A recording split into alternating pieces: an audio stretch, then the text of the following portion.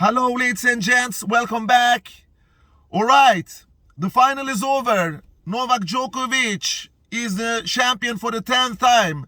He has collected its 22nd Grand Slam now. He's equal that record with Rafael Nadal. He has collected his 93rd title in his career. And before this match, it was a lot of things on stakes. The number one spot, of course. The 10th Grand Slam victory for Novak Djokovic in this tournament. The 22 Grand Slam overall was on stake. It was the first Grand Slam victory for Tsitsipas on stake.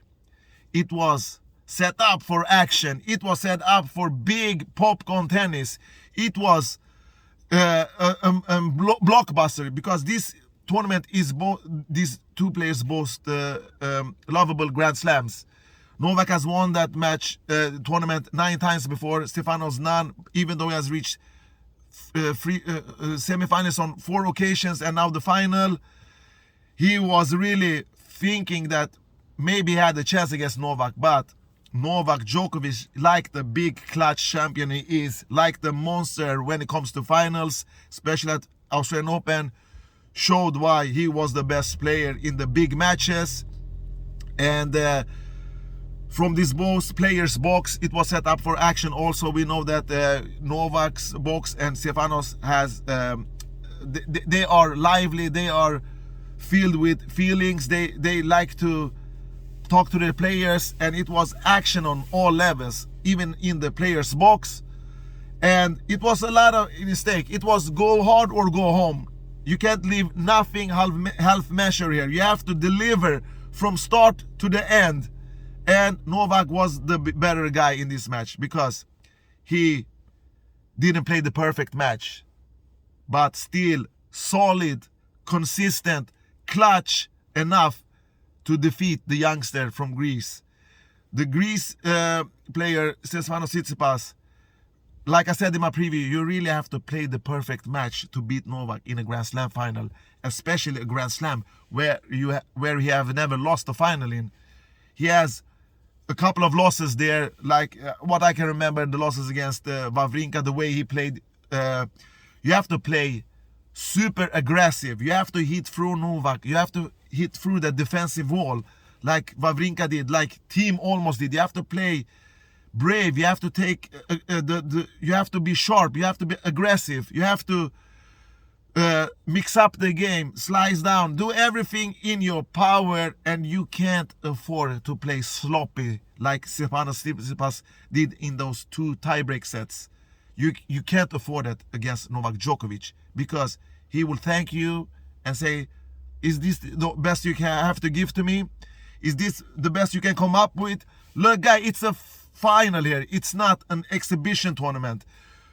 It's too late to come back when you give Novak that gap. You can't give him a 5-0 5 love in the third tiebreak and thinking that you're gonna come back. And the same in the second set tiebreak. So Novak won 6-3, 7-6, 7-6, and defeated all of his 7 opponents in this tournament. Carbeas, Kukod, then it was Dimitrov, Diminaur, Rublev, and Paul. And of all of these guys here, only dropped 1 set, and that was against the lowest ranked player, Kukod, the French dude. All of the other battles went in straight sets victory for Novak Djokovic. What a machine, what a tremendously great athlete, what a mind-focused player who really do what he does best, play tennis. And he showed that once again. Novak didn't play the best of all of his 10 finals. This was definitely not his best final, but still good enough because the Greek helped him. The Greek was not super sharp when it most mattered. Look, since Stefanos Tsitsipas got his first break in 2018, he won his maiden title at Stockholm Open. I was there, I watched him. I saw a glimpse of him, but I thought that this guy is gonna have serious problems in the future with the returns and with that one-handed backhand. He's a much worse version of Roger Federer, like 98% of the guys on the tour. That's the guy they compared him to, and it's not easy to go in and walk in Roger Federer's shoes. Neither Nadal. So Novak won his 93rd title. He equaled Rafael Nadal. One thing what I can say about that, like I said, since 2018, Stefanos Tsitsipas has been very consistent on tour. He has never had this roller coaster month like many of the players that went in and out in the top 20. He has stood his ground. He has cemented his place in the top 10, top 15 the last 4 years. And that's a great achievement, and that really show that you are one of the best players, that you're the future of tennis. But I wish some better tactical development from Stefanos' side. He doesn't have that sharp, genius game playing style that most of the top 5 has, like Alcaraz, like Novak, like Rafael Nadal, etc. Like the greatest champions that have won Grand Slams. He needs to develop his tactical skills, because look at the match, how he played. He was in a rush. He was uncomfortable. He was nervous. He was taken by the heat of the moment. And when you play a Grand Slam final against Novak Djokovic, you can't be the second guy. You can't be the third wheel or the fourth wheel or the fifth wheel like they mention in some countries. He played too passive in the beginning and allowed Novak Djokovic to dominate those cross-court rallies. He didn't take advantage of the first 5 points that he was one of the keys to win this match, because you have to play aggressive against Novak Djokovic, take time away from him, make him uncomfortable, make him come out of his comfort zone. But Stefanos didn't do that. And his biggest weapon, the lethal forehand, that was supposed to help him, that was supposed to cause damage, that was supposed to penetrate Novak's defense, that was supposed to set up rallies for him to win the points, either by a net approach or something else, failed him. He did too many unforced errors from his forehand wing. He didn't time the ball correctly. And it was not like Novak didn't allow him. Novak played great. He did a great performance, like a big champion does. A big champion doesn't have to play his best tennis to win. And I've said that many times. Nowadays, Novak doesn't have to play the peak level tennis. He doesn't have to play that superior level of tennis. He just needs to play great tennis. If it's not French Open against Rafael Nadal, the other guys, he can take them out with a lower level of quality. And the Greek, what did he do in the second tiebreak? In the third tiebreak,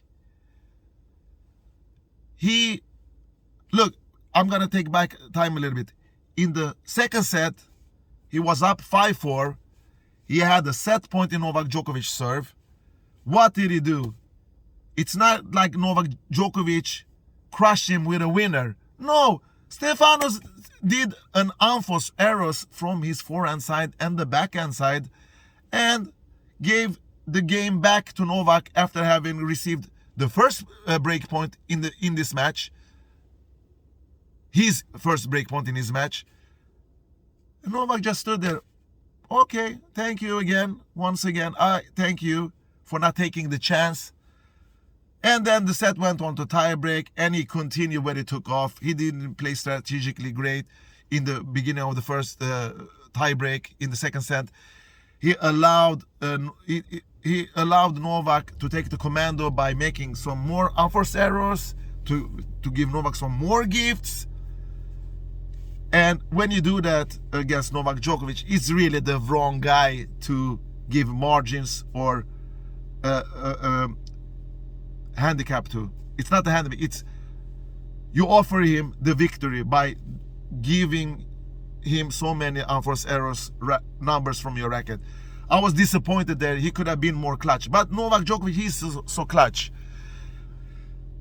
Novak Djokovic, the most dominant player on hard courts nowadays, the record hunter, how he hit that ball so clean. It's really amazing. Time after time, minute after minute, set after set, tournament after tournament. Look how he hit that ball. He hit that ball so clean. And he has developed most of his ground strokes since I watched him. The only thing that I can say that Novak have always had from the beginning, it is backhand. The backhand down the line, one of the most fantastic ground strokes in tennis history. That backhand has always been that tremendous. But after that, he has developed his forehand, his serve especially. Why is nobody talking about I've seen many YouTubers talk about, many experts, not so many. I've talked about his serve a couple of times, a couple of years ago in my videos. I've always mentioned that since the season, the gap after his peak performance season in 2011, 2012, 2013, a little bit in 2014, Novak's serve wasn't this great. It was actually his Achilles heel. He did a lot of double faults from his racket. And then Boris Becker came. They developed his serve much better. And now Goran Ivkovic took off where Boris left and put his touch on it, of course. Two of the best servers of all time. Novak has really grown and had taken that help to build up his strength even more.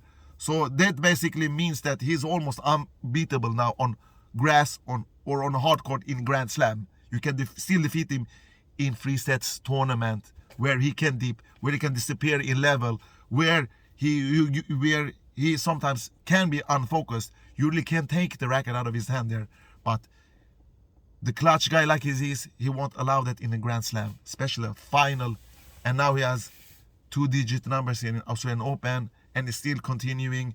Like I said, Novak has developed his serve, his cross-court forehand also. He hit that so clean. It's very underrated shot also.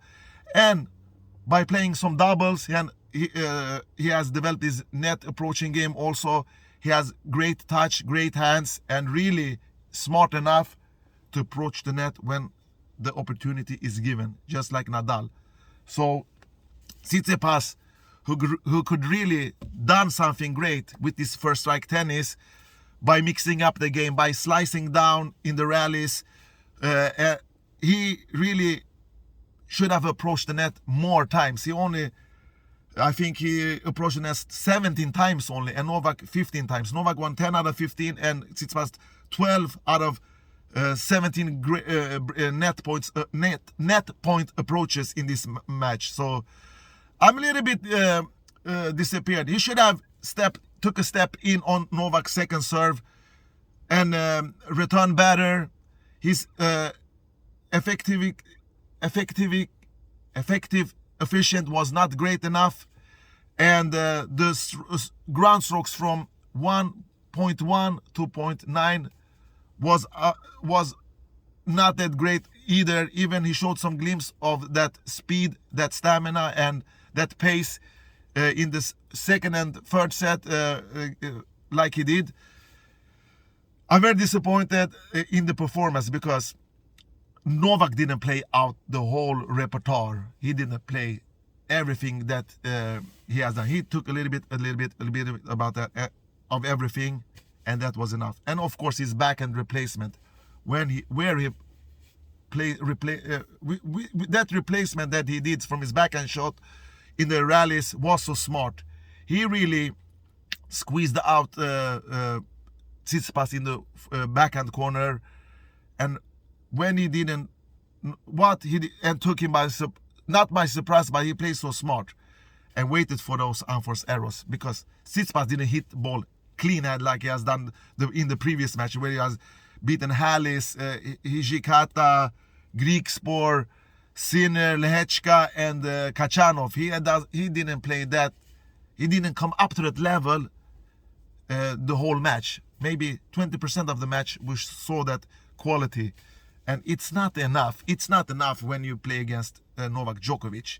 So that experience loss that he faced in the French Open final didn't benefit him. Look guys, it's not easy to go up into Grand Slam finals and see Novak on the other side of the net the most times, especially at French Open or any other. The only surface that he has a chance to defeat Novak, I think it's at French Open and US Open. But so far so good for Novak. He has extended his head-to-head lead to 11-2. I think he's won 9 or 10 straight matches now. All of his weapons are still sharp enough to defeat the opponents. It's going to be interesting how Novak plays his matchup against Alcaraz in Grand Slams later on in the future, I hope, if they paths crosses. We will never know. But 22 Grand Slam, 10-time champions, 93 titles. He really is a man for the books now, like he has always been, like the great athlete Novak Djokovic is. He has taken every great record from Roger Federer, and now he has equaled Nadal in the biggest section in tennis. The most valuable status is, of course, the Grand Slam. 22 for him, 22 for Nadal, 10 victories at Australian Open, 7 victories at Wimbledon, that's 17, 2 at French Open, that's 19, and 3 at US Open. So 22 and still going strong. I don't see Novak Djokovic is gonna slow down in pace. He's still looking fresh. He's still looking solid. And to be honest, he hasn't been tested in this tournament. One set is what he gave away in this tournament. One set. Not the most high quality opponent, but Novak can't help who's on the other side of the net.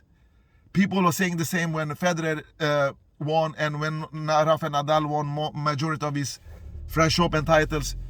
You can only play against what's on the opposite side of the net. You can't control that. It's not his fault that the higher, more ranked player didn't deliver.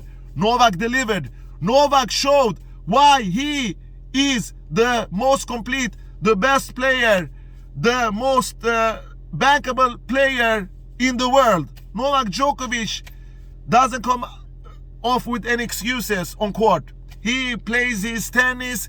When he loses, he loses. When that means you have taken the racket out of his hand, especially the same case with Rafael Nadal. Even though the loss against McDonald and TFO was one of the 2 worst performances I've seen him deliver in a Grand Slam, I don't care about the injuries. Injury talk here, injury talk there. Injury talk here, injury talk there. If you are not injured, everybody's injured. I'm injured too sometimes. When you are on the court, it means that you're gonna play the tennis. You're a professional athlete. Otherwise, stay home. Don't play. Don't come up with excuses. Novak didn't do that. He had a problem with his leg, but did he talk about it? Did he say, oh, I can't play, maybe I'm gonna retire? Stuff like, no. It was a precautious move from him to prevent him from getting an injury that is much worse maybe than that he had now. If it is an injury or something else. So all in all, Novak Djokovic held his service game much easier than Stefanos Tsitsipas, obviously. He broke the Greek twice, and the 2 out of 5 breakpoint opportunities, and the Greek had 3 chances, only took care of 1 in the beginning of the third set, but then immediately got the broken back, and that shows why Novak Djokovic, he didn't want to let this match go to a 4th set or 5th set. He wanted to close this deal, wrap it up, and put it in his pocket as quick as possible. All right, the stats. 82% first win serve for Novak Djokovic. 62% wins for him in the second serve. The Greek had 72% behind his first serve, 51% behind his second serve. Novak did 36 winners, 24 unforced errors. The Greek did 40 winners and 42 unforced errors.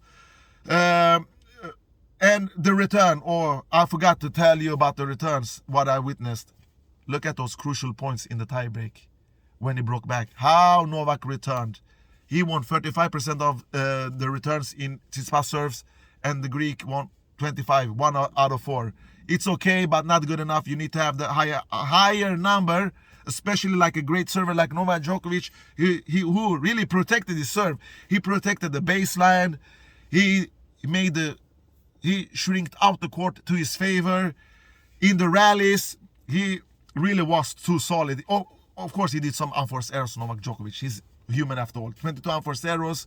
Some of them was not caused by the pace from the racket from Tsitsipas. Because a couple of times in the match, when I thought that Tsitsipas was going to go on the right path to make this a combat, to make this a battle, to make this match exciting, I saw how he took Novak's pace to his favor, like Novak does with the first and second serves, when he uses the pace. And Andre Agassi did the same and delivered the pace in opposite direction, and it's going to be like a catapult effect. He did that great a couple of times. I thought he's going to make something out of this, but no. He couldn't keep up that consistent. He didn't return that bad after all, Tsitsipas. But he allowed Novak Djokovic to be more offensive than he is. Novak really saw from the beginning that Tsitsipas is not super shape. I can take advantage of this. I don't have to play more defensive than offensive. It was like 50-50 now. And when he allowed Novak to dictate the rallies, nobody touches him. Nobody touches him, because he will force you to do that unforced errors. Every ball that he hit was licking the lines. Like usual. He can do that in his sleep, I believe.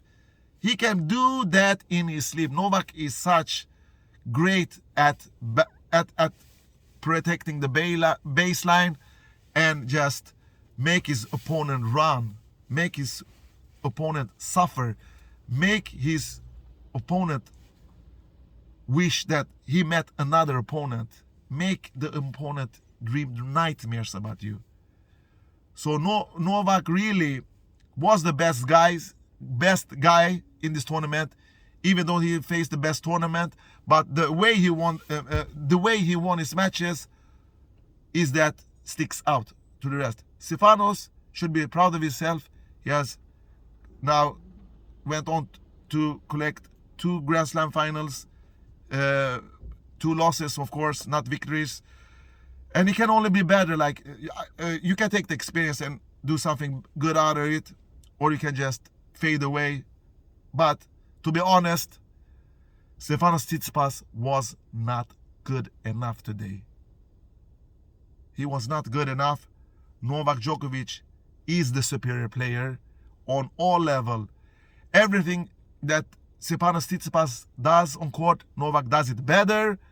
And if you don't do it better occasionally, you can't win a Grand Slam final against Novak Djokovic. It's simple as that. It's simple as that. You have to be outrageously great, like when Wawrinka beat Novak. If you're a lower class ranked player, I don't mention Nadal or Federer in this case. Federer, who by the way has only defeated Novak once in a Grand Slam. So, with all of this said, thank you for watching this video. Once again, big congratulations to Novak Djokovic for the 22nd Grand Slam victory, for the 10th victory at Australian Open. And I really like Novak's